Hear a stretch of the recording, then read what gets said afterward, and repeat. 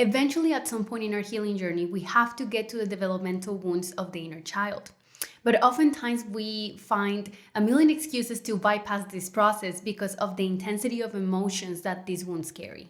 Having a mother wound affects your life emotionally, and it can create a lot of chaos unconsciously if you don't address it. So in today's video, we're going to discuss the devouring mother archetype and how to potentially find healing for this wound that most of us carry.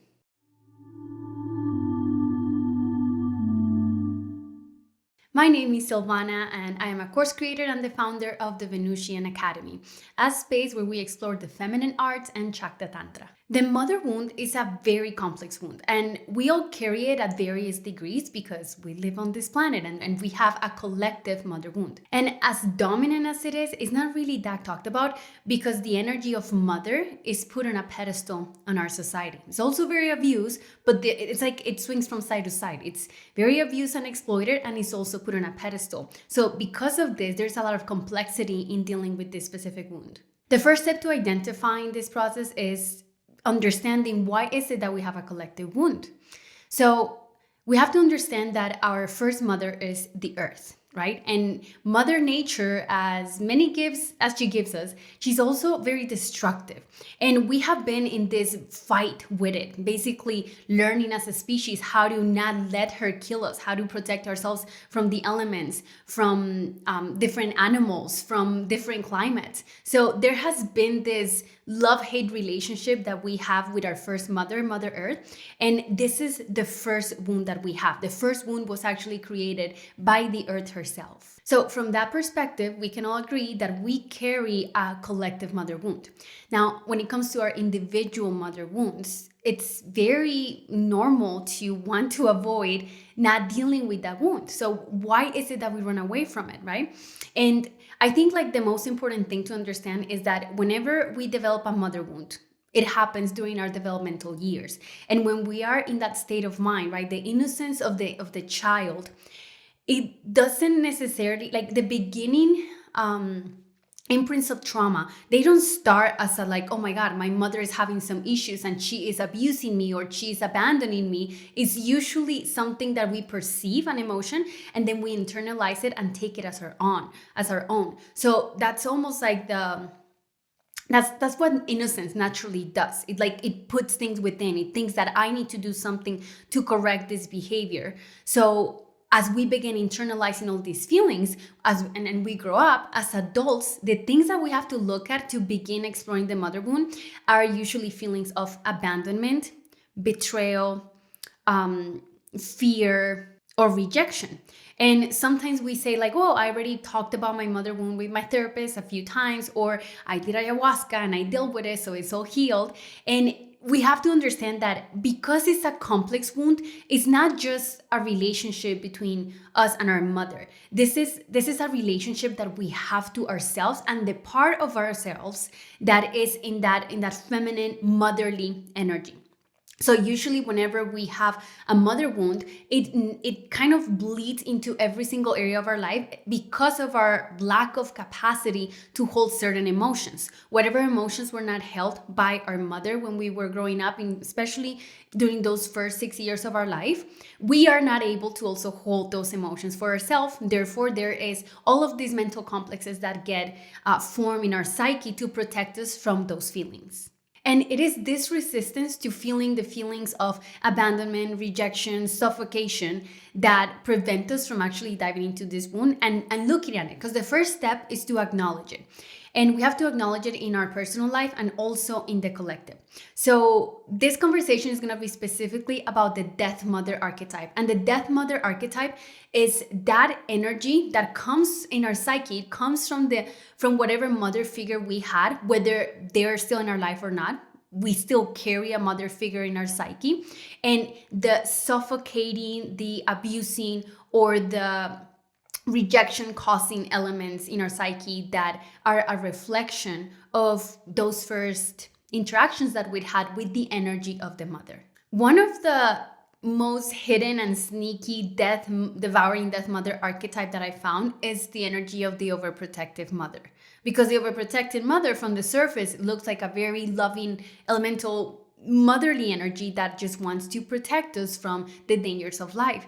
But this energy is, it's so predominant in society. Like we can see it. I'll give you guys a few examples in a little bit, but it's one of those energies that you really have to sit with the feeling of it to begin identifying it. And I feel that a lot of individuals that had experiences with this overprotective mother archetype, they're oftentimes in denial about carrying a mother wound, yet they are somehow incapable of dealing with a certain spectrum of emotions. So you might be thinking, well, if they're not really causing any major issues, why even go into the route of exploring a relationship to the archetype of the mother? And the most important thing about this work and acknowledging this is that if we don't heal this mother wound, whether it's like a very slight fracture in the connection with the mother or a very severe trauma that we've carried from our mother, this specific archetype, it stops us from individuating. So we have the devouring mother, like the abusive mother, that is kind of like that figure that pushes you down, and it develops into the, a part of the inner critic. And then there's the other side of the spectrum, which is the overprotective mother, which is like, no, everything's dangerous, you need to stay in safety. Both of those energies, whatever side of the spectrum you're on, they're stopping you from finding your path of individuation. So we have to understand that we're all living different myths in our life. So there's a bunch of myths, and we can kind of resonate with either the fairy tales or the stories, or kind of like the hero journeys that we heard growing up. And what is the theme of our life back when we were little and in the present? What happens when we don't individuate is that we perpetuate the myth that our parents were living. And for most of us, we know that our parents we're living a myth that maybe we don't want to continue. Maybe there's a very slight minority of you that you're like, no, I'm okay with the continuation of the myth. But for the most of us, we want to break out of the limitations that our parents had. And if we heal the mother wound, like that is I'll say the most important step to individuating and creating your own myth, finding what is the path that you want to experience in your life. So I want to start by pointing out a few ways in which this death mother archetype shows up in our everyday life. So number one is, I'll give you guys an example. Like during the whole COVID pandemic, there was this very strong focus on like, protect yourself, protect others, be responsible, wear the mask, do the vaccine, do all these things, right? And this energy, it's almost like there is a sense of overprotectiveness that a lot of people either immediately fall into it and they're like, yes, please protect me because I don't want to die. And then there were the group of people that are like, this feels so controlling and I don't like it. Like I should have enough agency in myself to know how to navigate this, right? So these are like the kind of like the two narratives. And of course, there's a bunch of people in between, merging between the two polarities. And I'm not saying, it doesn't matter which one, which one's which. What matters is like that we become aware of like the collective reactions to these safety energies of wanting to like, create so much resistance, like death, you could die, like you could die, and all the fear-inducing propaganda that came with that. Again, I'm not saying what's right, what's wrong. I'm not voicing my opinion here. I'm just pointing out kind of like what happened in the world during that time, the polarization, and the fear. And for me, that was like a very obvious symptom of this collective like death mother archetype whenever it comes to the overprotective side. In a way, it's almost as if safety is used as a form of control from one perspective. And then from the other perspective is people who are not being saved, they should be punished. So you can see the distortion in both sides of the story where there is a strong either rejection or a complete submission to this idea of overprotectiveness. That actually comes from this death mother archetype. Another way that we can see it very obvious in our society is like it's through the projection, the excessive projection onto innocence. What do people project onto innocence? And this is a very delicate conversation. I mean, this entire video is delicate, right? But this part is also very delicate because it's almost like we have to understand everything is a spectrum. And in this world of duality, we have black and white, and then gray in between, and is learning to observe both polarities, right? So whenever we look at the projection onto innocence, we can see that people either completely victimize the energy of innocence to a point where it like makes it incapable of like even existing out of this fear, right? Of, or like, I don't know, like, I'll give you an example. Sometimes I follow a lot of like, cute puppy Instagram pages, whatever. It's embarrassing, but sometimes you see like these little dogs like challenging themselves and doing these things, and then there comes the one Karen that's like, you're hurting that animal, and where it's not really true, but it's a projection onto innocence, into looking at something that's innocent and saying it needs to be completely protected from the world. That's not life. That's not nature. Nature's a little bit rough with us. It has been rough with us. That's why we carry this collective mother wound, and nature is rough with itself. And in a way, that's, understanding and learning to accept a little bit of that roughness. It's part of growing up, it's part of individuating, and it's part of healing. So whenever we see this overprotective energy, it makes things incapable of defending itself. And if you as a child heard oftentimes like, don't do this, don't go there, don't jump, don't, like, this overprotective energy, maybe you grow up as the adult that feels incapable of doing the scary things, of launching the business, of putting yourself out there, of going after the things you want, of quitting your job, or doing whatever it is that you need to do next. So this sense of being paralyzed is a byproduct of this dead mother archetype. I'm not saying it's the only one. I'm saying under this conversation, it can oftentimes feel that way. Or, for example, like whenever people infantilize younger people and they stay in that mother energy, why do they do that? It's because if we stay in the safety of mother energy, there's like a power dynamic that happens. Even if we're talking to like another person and maybe we are, 5-7 years older than them. And then there's this like, it's like our inability collectively to relate to younger people outside of this energy of mother. And this is especially predominant in women. Whenever they're with somebody younger and they take the role of mother, because whenever you take the role of mother, you're in a dominant role. And when you're in a dominant role, the attention is on the other and is not on you. So oftentimes a lot of people stay very comfortably in mothering everybody in their life so that they don't have to put attention on themselves. Because in the mother position, you're in a dominating position. And that's oftentimes whenever you find people that get obsessed with wanting to have a child. And it's like this obsession is not coming from the place of like, I want to be the safe space for a child to grow. It's almost a way in which they're healing themselves through another by projecting all of the parts of themselves that feel vulnerable onto the other. And it's a continuation of some story. So it's actually irresponsible. But in society, seeing it's people applaud it like, no, this is good, because the mother again is put on a pedestal, right? So it's almost like it's finding this inner balance of, where am I? Do I mother other people? Do I find myself doing that? Do I get triggered with the energy of other people mothering me? That's another interesting question.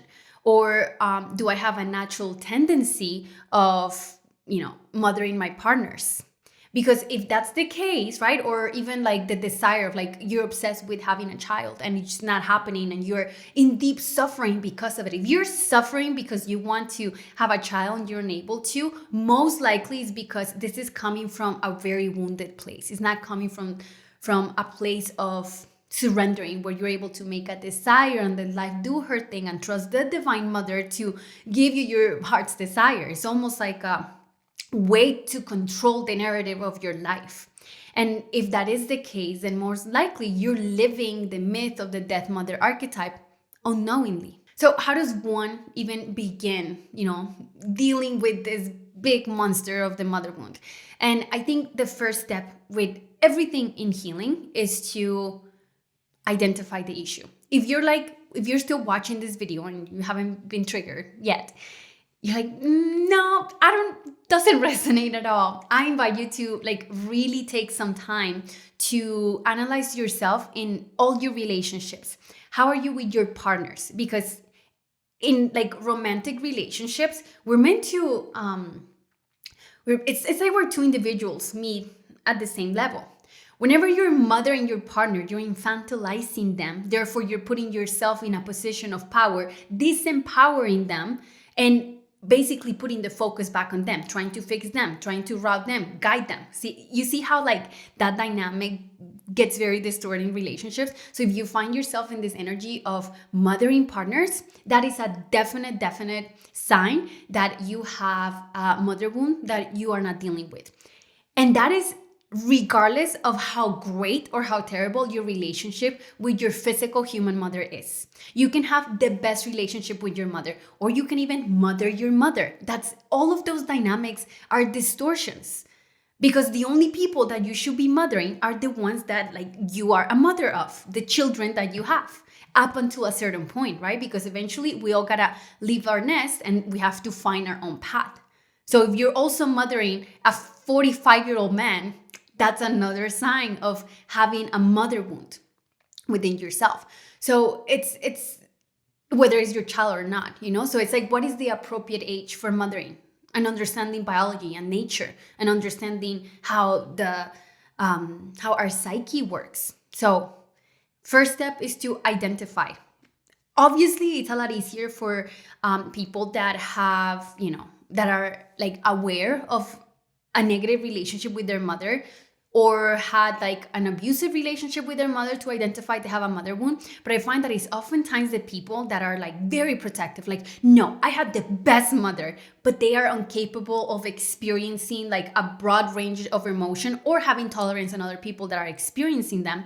That's another sign of the mother wound. And we have like having a mother wound is like, again, everything's a spectrum. So it could be she was horrible, or it could be like she was like the best, like most gracious woman in the whole wide world, where you are setting this persona up into an impossible to reach standard. Because the reality is like, we are all human beings, and human beings are a combination of complexities and different sides and edges. So I want to talk more to like the individuals that are like, no, I don't have a mother wound.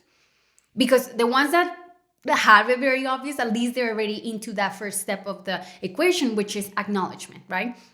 If you have not acknowledged that yet, then notice, what is your relationship like with your emotions? How do you feel around the emotion of others? If you see a child crying, this is a good exercise. If you see a child crying, what is your impulse? The impulse, right? Impulse it's almost like a reaction. Because if the reaction is to like shushing it, right? Like immediately, like I need to alleviate this pain. That means that you don't have the capacity to hold presence for that cry, for that cry. Obviously, it's natural to want to alleviate the pain, but that's why I use the word impulse.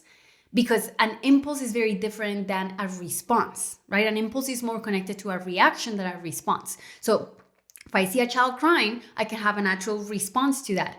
But what was my impulse? And the impulse is very animalistic in nature, it's very quickly, and it's not a mind thing. Like the mind is not gonna help you here, because the mind is amazing at like hiding itself from itself. So this is more of noticing like your body, right? Connecting with the animal body, with the sacred animal that we have, and understanding how are things moving in my body, because then I'll be able to address what was the thing. And if I notice that there is an impulse for like, no, I cannot even bear the sound of this, I immediately want to alleviate it. That tells me that there might be a part of myself where like there's an inner child screaming inside of me. And whenever it manifests itself externally, it's like I don't have the capacity for it. So that's the importance of this work. This isn't just for like, if you had an abusive mother, or you were abandoned by your mother, you have a mother wound. This is something for all of us to really explore, because it's connected to our capacity to feel emotions in ourselves and to witness them in other people. How does this relate to men? Like how big is the spectrum of tolerance for certain emotions? Everybody has tolerance for like the good, happy emotions. But what about the emotions that are not so acceptable? What is your response to them? Is there a desire to like shut it down, to quiet it, to shh? That's another indication that is going on internally with your own emotional nature. And everything connected to the emotion, we can always pinpoint back to the mother energy. So This work is actually very rewarding because the gift of working on the mother wound, and again, it's like you acknowledge it, and then once you acknowledge it, you create the space for yourself to allow yourself to feel those feelings of rejection, abandonment, because usually if you were celebrated for like always doing the right thing, whenever you don't do the right thing, like that part of you gets sent into the shadow, back into a closet to be acknowledged and never come out again. And whenever that part comes out in other people, you're like, oh no, no, no, I can't even handle this.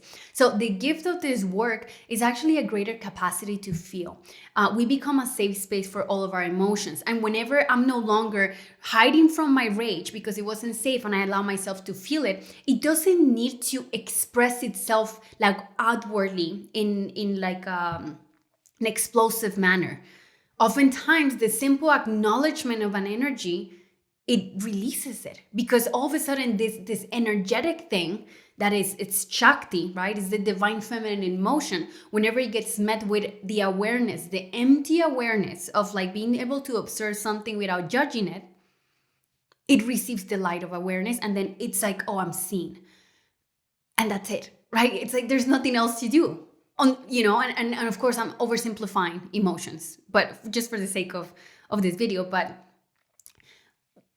having that constant like meeting of my awareness meets my emotions, it creates more and more spaciousness. And whenever we're able to do that, right, and we release ourselves from the grip of the death mother archetype, of like that part of our mind that is constantly trying to control and reduce and devour. Because you have to understand, like, the devouring mother archetype comes from nature.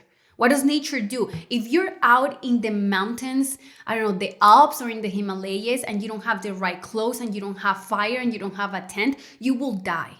This is the power of the devouring mother.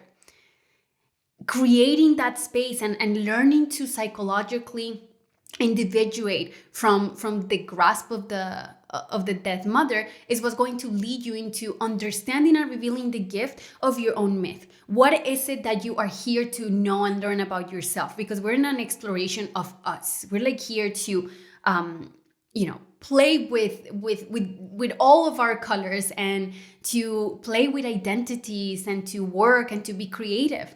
But if we are stuck in the grip of the death mother archetype and like the stories, and even for me, like one of the most dangerous identities is the identity of like, I'm a healer that is healed, because there's no like, it like keeps you in a loop. And it's very important in this work to always see ourselves as like, there's no such thing as like healed. It's more like wholeness. How much wholeness do I have? And can my wholeness grow? And can I find more aspects of myself, both shadow aspects and golden aspects, that I'm constantly discovering and making part of the totality of who I am? Because from that perspective, we get to really reap the benefits of individuating from the death mother, the grip of the death mother. And in this work, we find the freedom to be, the freedom to express. And whenever we have the internal freedom of being, then we actually allow other people to the freedom of being themselves in our presence as well. And the last thing that I would like to leave with you today is, whenever we go through this process, and oftentimes if you experience more of like the drastic, harsher sides of the death mother archetype, there can be a feeling of abandonment, right? Even as an adult, you feel like, oh my God, like I'm abandoned, psychologically, that might be the feeling. This is the greatest opportunity to really learn to connect to the divine mother. Especially if you grew up in the West, you probably grew up with like the, Abrahamic, like father, patriarchal, kind of like it's the father, right? Father God. That's what most of us grew up with hearing and understanding and relating to the divine. But whenever we go through this process of healing the mother wound, it's an opportunity to connect with the aspect of God, source, oneness, universe, that is mother energy, that is very nurturing. And it's that energy that no matter what we're feeling, there's this sensation of always being encapsulated by a divine presence. That's how the divine mother feels. And whenever we free ourselves from the grip of the death mother, then we're able to actually enter into communion and begin experiencing the blessings and the grace of the divine mother. The divine mother is the part of the divine that is constantly weaving through life as you are going into the unknown. So it is definitely work worth doing. It's work that it's not easy to, I mean, the hardest part of this work will be to bring acknowledgement, to be like, oh my God, I do have this because I see it, even though I love, and, my mother is like precious, and she's, she did the best she could, because that's always what we tend to say, like, oh, they're all doing the best they can. But acknowledging, like, there is a wound there, and the wound has nothing to do with her, with the physical woman that gave you life. It's like, it's your process, and it's not our fault, but it is our responsibility to take charge of these wounds that we're carrying, so we can actually live our lives and be free and enjoy. So in my online course, Venusian Woman, we dedicate an entire pillar out of 3 in healing the mother wound. So if this is something that interests you, please check it out in the description box below, and I'll see you guys next time.